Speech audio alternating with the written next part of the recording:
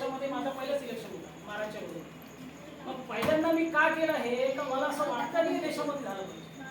हे 3 कायदे मी सांगितले, 4 झाले, असे आम्ही 34 कायदे बनवले, सगळे एकावर एक आहे. एक कायदा असा आहे आणि ते थोडक्यामध्ये सांगतो एक लाईन मध्ये.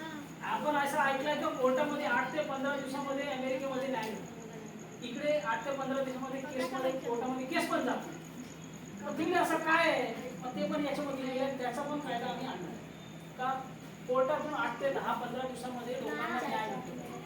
त्याला त्याच्यामध्ये काय असतं, नागरिकच जजच्या सोबत बसून पूर्ण खटला ऐकतात आणि काय दंड द्यायचा तो केस 11 ते 5 डेली असेल, तारीख नसेल, आणि प्रत्येक तिकडे जाणाऱ्या माणसाला भाडा आणि 600 रुपये दिवसाचा भेटेल. तो तिकडे बसून केस ऐकणार. चोपडा कोर्टमध्ये केस झाला तर आपणच जाणार, कल्याण कोर्टमध्ये केस झाला मग आमचे टॅक्सचे पैशांनी नगरसेवकने भ्रष्टाचार केला, मग त्याला दंड काय द्यायचा आपण ठरवू. मग ते दंड आपण लिहून कोणाला देणार, न्यायाधीशाला देणार. न्यायाधीशाने त्याच्याबरोबर नगरसेवकची बरोबर सेटिंग केली समजा तर न्यायाधीशाला काढून टाकणार, त्याला काढण्याची पावर आपल्याकडे.